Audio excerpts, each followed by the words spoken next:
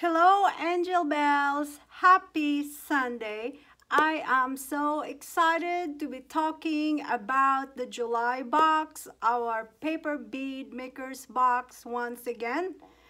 And as I have said in my previous video, you will be getting random colors of the Amazing Base with Mica. And also, this is about 2 ounces, and also a 2-ounce vibrance, which is plenty to coat a number of beads. Before anything else, I am wearing the June box. So this is the jewelry maker subscription box. And if you notice, the long necklace, if you make it long enough, you can turn it, double it up so it brings up the beautiful pendant up here so it can be shown and be admired. What I did in this part where the clasp is, I added a charm. So this is actually like a swallow charm, bead charm. Bird charm. So you can do that or hang a crystal or whatever, and it turned out great. I think this is going to be my favorite set. So I will be showing to you one of the things that you're going to be getting in your box are what I call raw beads. Raw because they are not glazed. So they come in different shapes, and I will have to show it to you up close when we are going to be glazing them. And so it's raw, so you can do whatever you like with it. You can paint it, you can mica it, and then always finish with the vibrance. So that's going to be fun. So let's go ahead and get started. So you will get, I think these are 15 of these beads. Let's count them. 5, 10, 15, 20. 20 beads. And they are, we have, this is our, I call this our baby saucer, because it's a little larger than our button. And this is another, these are just different kinds of saucers here, and then some round beads here. So this will come out really pretty once you have glazed them. And you will get one of these mica colors, and you can always finish it off with the vibrance. So the other thing that you need, I just have like a foam here, like a drying dock or whatever you call it. And I have this colorful, these are skewers that I got from Tuesday Morning, like a long time ago, because I'm a hoarder and I just keep them. And I just wrap the tip with the Scotch tape. So I have one unwrapped here because I want to show you. I know I don't have to show you, but I just want to make sure. So about a little over half an inch, like less than an inch, and of Scotch tape. And what I do is just take your toothpick or your skewer and just start on that end, and then just roll them up like so. Okay, don't worry if it's like balloon over down here. What's important is the tip is tight. Okay, and then you also need your handy dandy mini fan. You can get them Walmart. I think they're very, very inexpensive.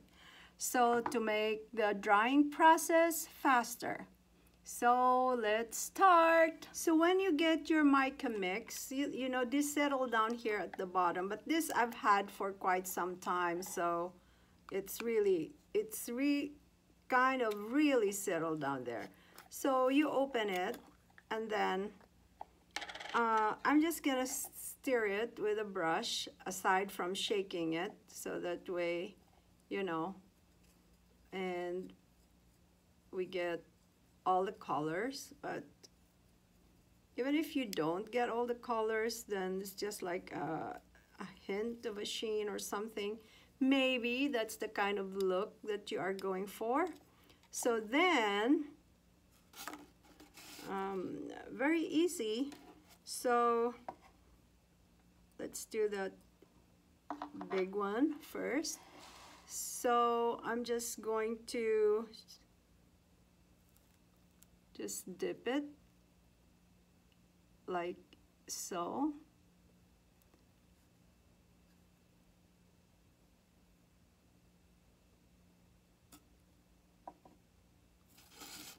And let's try and brush it.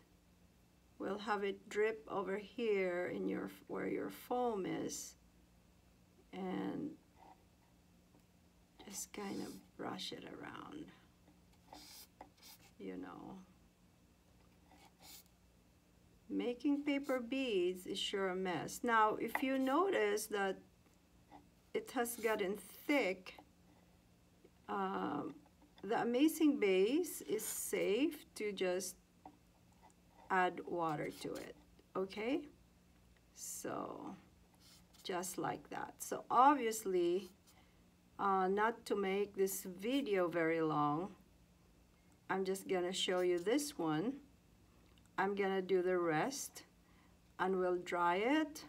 I'm gonna start drying it right now with a fan, because you'll see if you have the fan how quickly it dries. Okay, set it down, and then I'm going to coat the rest of it. Let me turn the fan on. Just like so. You know, you're just gonna set it right there, and then have the fan hit it, and then it'll be dry in a few.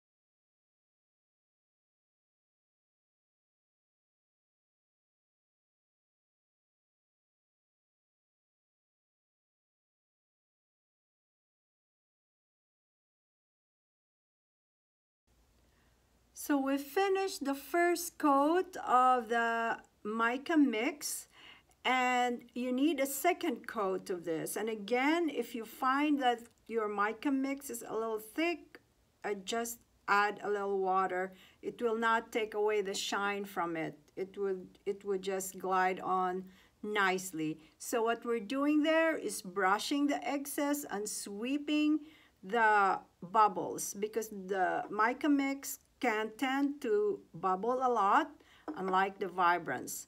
So then now we're on to our second coat, and the mini fan helps a lot in drying. Right now it's semi-dry, and as when you finish, there is no downtime, because after you finish coating the last bead, the first ones that you did are already kind of dry, ready for the second coat. I just have to mention that I added more water on the Amazing Base. Now keep in mind, you cannot do that with the Vibrance. You cannot dilute it with water. And it glide on beautifully. Now it is in that really like runny consistency, as you can see. It's not thick anymore, and I find that to be working well for this particular beads. Anyway, I'm gonna show you up close. Just dip and it just glides on smoothly. Just twirl it around and then with a brush take the excess off. But that's what I'm finding out. When you add more water to it, it becomes more manageable. So look.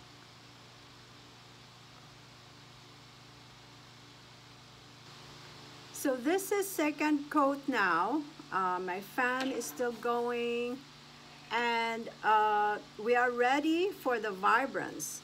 So the vibrance makes it hard and provides like a thicker layer covering to it, and it gives it that shine. So vibrance is really the best finishing, and you can use it with Mod Podge if you don't have the Amazing Base or the Mica mix or whatever other medium you're using. You can put it over it. So it's the same procedure. I don't have to show you. It's the same procedure, but it's more of a thick covering, shall I say. So the same thing, just dip it on there. No need to shake it because unlike the Amazing Base, it doesn't have the polymer settle down at the bottom. So just do that, and again 2 coats of the vibrance, and then I'll come back when it's all done. So the 20 beads are all done. 2 coats of Mica mix, 2 coats of the vibrance, and this is the result. I think it came out so pretty, and it'd be so exciting. It's not completely dry yet, but in about an hour I have to take them off the toothpick, so I mean the stick, so I can take pictures of it. And the other thing I want to say is this is something that doesn't need to be rushed. You have to be very careful with them. You have to treat them like they're babies, because you are going to be making them into a jewelry piece. So no rushing. You need to be patient. So maybe we can make a few, at least earrings, necklace, bracelets with this. So I'm so excited, and that's gonna be on our next video. If you haven't subscribed to the box yet, now is the time.